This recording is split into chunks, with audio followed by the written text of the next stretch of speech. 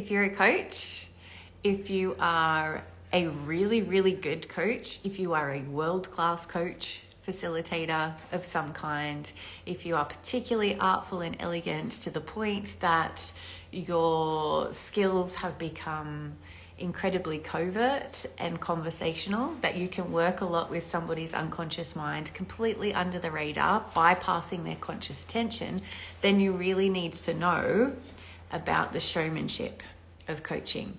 Because what can happen is when people develop a really high degree of skill in the art of facilitating change, they're no longer doing a really explicit and obvious process or technique, procedure, this kind of thing. When somebody's really got the principles of change in their muscles and they've developed a high degree of skill with that and they're quite artful and elegant, there's so much that they're doing, so many layers of depth to what they can do inside a conversation. And a lot of it is slipping right by the attention of the client, who's, very rightly unable to track the level of facilitation and skill that's playing out in front of them. I, as somebody who models expertise in human behavior, I have been very fortunate to observe many, many world-class trainers and coaches demonstrating the art of facilitating change over the years. I've also experienced it a lot in a one-on-one as a client, as a receiver. And because I'm a modeler, I can track what somebody's doing and how they're creating certain effects. And what I've seen over the years is demonstrations from people who are just mind-blowing at what they can do conversationally and how they can facilitate people's unconscious minds completely covertly. Just absolutely amazing. People that can do freakishly amazing things that is well beyond how, I don't even know how they do some of it.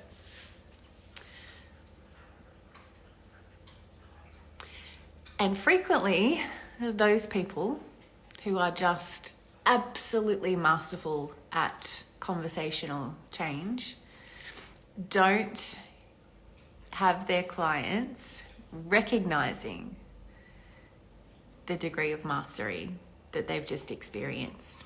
And in fact, often their clients can be blind to the change that's occurred, because you only ever have your experience in the now, right? And so because of that, we're only experiencing the present moment as it's arising. And sometimes because of that, you're operating from the present now. People can be blind to the fact that things were actually very different moments ago, because change has occurred and now they're looking at the world through that lens, and they can just have the experience of, but I've always thought this way. There's a belief change process that I teach at the practitioner program, and it's wild because every single time I teach this, there's always at least one person when we do this process. We start out with, what's some kind of belief that when you think that way, it's limiting for you. We identify some kind of limiting idea that this person is holding. And then we create a bit of belief change and have a new, more resourceful, supportive belief in its place. And without a doubt, every single time, there's at least one person every time after this belief change occurs has the experience of, because it's been done so well, but I always thought this way with the new belief. They're like, yeah, but I always thought this. But that's their experience because they've had the belief change. Our beliefs change so frequently that we often just don't even notice.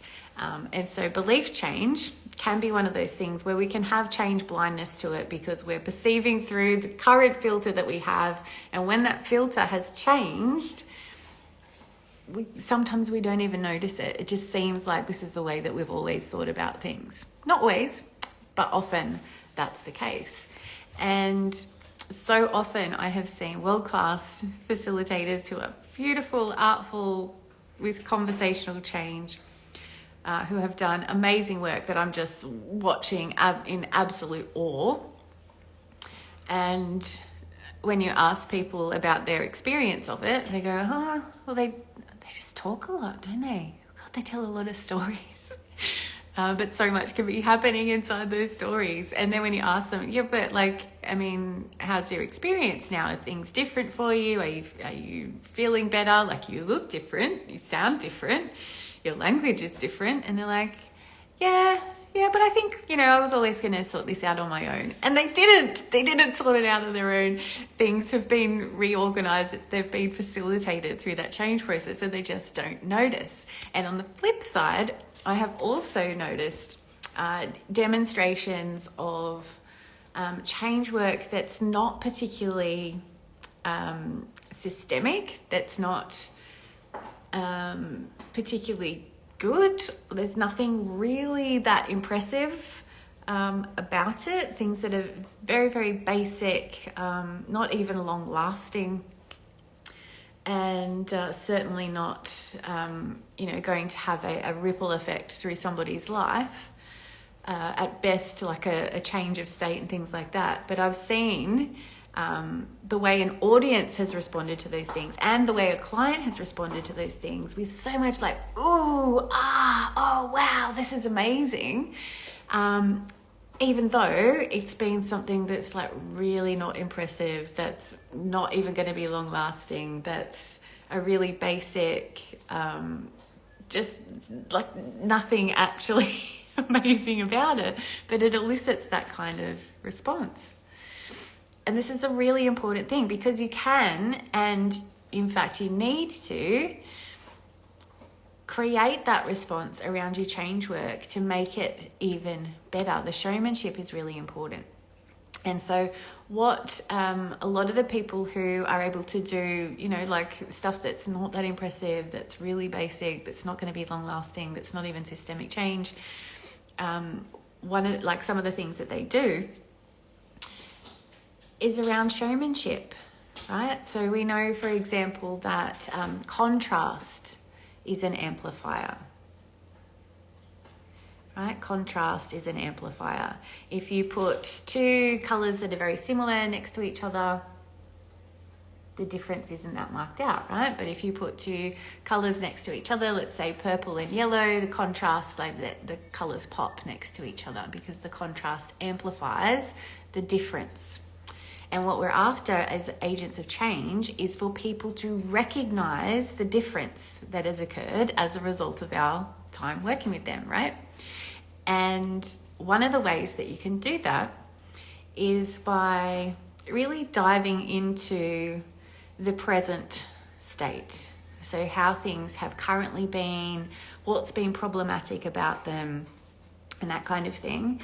And then really diving into what's the desired state, right? And really making that nice and juicy and rich and really developing that. So you've got a contrast between how things have been and how they would like things to be. And really, like, even when people use like scales, for example, sometimes people will at the beginning of a session go, okay, we'll rate your pain or discomfort or sadness or whatever it might be out of 10 at the beginning of their time together, so that at the end you can come back and go, oh, what is it now out of 10? Because then you've got their words and the score that they used for them, not so much for you, because my coaches, for example, are paying less attention to the things that people verbally say and tracking a lot more evidence that's there in the body and language and stuff like that. But if somebody has given you a score, then you can go, okay, so you said it was like 9 out of 10, kind of suffering at the beginning, and now it's like, what? It's like a 0? Like, wow. Like, and really mark that out so that they get that change. I mean, it can sound like a crazy thing to go from like, having a score of 10 of suffering down to 0 and somebody not being able to notice that, but it happens. I've seen it. So having that kind of thing can be a really useful thing, or having somebody give you a metaphor, for example, for what the suffering has been like, and a metaphor for at the end of the session, what their experience is like now. So that's a really good contrast as well. And we also know that intensity of the states that people experience are also, again, this is kind of a contrast principle as well. People don't usually experience a lot of intense states, emotional states and things like that in their day-to-day as just navigating ordinary kind of life, right? And if inside a coaching session with you, you are able to elicit really, really powerful, really intense states, then that's going to be really marked out as different from everyday life as well. This is where hypnosis can have a really magical element about it, you know, because people tend to think of going into hypnotic states and trance and things like that as not everyday occurring, even though it is. Because people trance out all the time, right? People daydream and that sort of thing. But inside a hypnotherapy session, for example, or a hypnosis context, just the idea of that can be quite like, oh, this is magical, this is different. And marking things out as different can be really powerful in those intense states. So, a lot of the, the big personal development events have people go into these like really peak states, right? They get people feeling amazing while they're there. It doesn't necessarily last. People often experience a bit of a come down either immediately or over the coming days afterwards. So that's, not a particularly long lasting, but it's impressive, right? Because the state is so intense. And a lot of people, when they go to like a yoga retreat or something like that, they experience this, right? It's not necessarily a fist pump, double high five kind of rah-rah peak state, but they might experience like really deep sense of peace and calm and relaxation and self-acceptance and whatever that might be. And that can be really powerful as well, really deep sense of connection, connection with others, and all those beautiful like oxytocin, all those like those social bonding chemicals as well can be really powerful because it's different from everyday life. Now, what often happens is after the event, especially in a retreat setting or something like that, people are on a massive high at the time, and then afterwards they're like, oh, but it didn't really stick, because it's just a state change. So your change work needs to have some longevity to it, but introducing those really intense states helps to mark things out as different and give people a contrast as well. So that's one of the things that you can add in the mix there. Another thing that you can add into the mix here is something that we already do a lot of. Whenever there's kind of like a new way of being or a new identity being called for, we tend to, across cultures, have rituals for that. So like take a wedding, for example, or even a funeral, for example, where there's this, we mark things out we kind of punctuate things. We draw these imaginary kind of lines between there's before this event and there's after. So with a marriage, there's the before, we are, a couple, but we have not been through the ritual of union yet. And then on the other side, we are now, husband and wife, or husband and husband, wife and wife, whatever that might be. But there's these rituals that mark out that difference, right? From one transition to this, right? That transition. So, depending on your culture and how you might go about things, there's the clothes that we wear, they're part of the ritual. There's the music, there's the special dances, there's the speeches, the toasts, the, here in Australia, there's the throwing of the bouquet. There's all of these rituals. It's the cutting of the cake that we go through that mark this out as special, as different, and punctuate a transition between the old and the new, the old way and the new way of being, the old identity, new identity, these kind of things. So bringing in some kind of ritual to mark things out can be really powerful as well. And it can also be powerful as a bit of a conscious convincer, especially if you have become very conversational and artful and elegant with the way that you facilitate change. You've moved beyond doing scripts and techniques and official procedure. I'm going to take you through this procedure. You're not operating like that anymore. You're actually able to improvise and weave together, and you're kind of like designing your own custom processes and things like that on the fly in response to the person who's in front of you, and quite conversationally. And so ritual can be really important as well for marking things out for the conscious awareness of who you're facilitating. We would call this chocolate for the conscious mind. So it might be that you do a lot of the change work very early on in the conversation, and you've got a little bit of time left in the session. That would be a time where you can do something that is maybe going to be supportive of the change work that you've done, but mark it out as conscious for the conscious mind. We call that chocolate for the conscious mind. You could make it a conscious process or some kind of ritual where the client can kind of walk away and go, oh, they can point to that, oh, that was the thing that made the difference, even though it happened earlier in the conversation and it was very covert and that kind of thing. You can put that at the end. And that gives them something that they can point to as the cause of the change. Because if you're really good and you're really conversational, they can be going, I don't know, maybe I just feel different because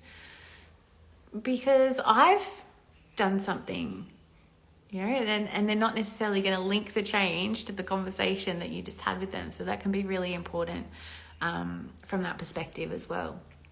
So your showmanship is really important, especially the better you get, the more you need it, which sounds crazy. And it's not about trying to be impressive either. It's all in service and it's all done to support the change process. And also to support your business, because you want people linking the change to the beautiful change work that you've done. And it's an absolute tragedy when that doesn't happen. Like I said, I've witnessed the most extraordinary, the most elegant and artful agents of change doing their thing and just not had the recognition that they deserve. That's one of the reasons that I love it when I have, because I have people come and do back of room support crew at my trainings and things like that. And they learn how to model, they learn how to track what's happening inside what I'm doing. And I love it when my people get to a certain level where they can start tracking all of the things that I'm doing covertly, because often, I'm just like, I just did the most amazing thing and nobody's here to see it. I've got a room full of people in front of me, but nobody has any idea how good that just was. How excited I am. But it goes the other way as well, because people don't notice all the ways that you mess up either. But I do love it once people get to a certain level of skill in my back of room support crew and they can go, oh, you just did X, Y, and Z. And I'm like, yeah, how cool was that? Your showmanship becomes very, very important. The better you get, the more you move away from scripts and techniques and things like that, the more artful and conversational you become, the more you need it. So you can find ways to weave this in and incorporate it into your coaching session structures. So I hope that's been useful for you today. I have more to say about showmanship and positioning, in fact, and status. So I'm going to come back and do another live about that real soon. Bye.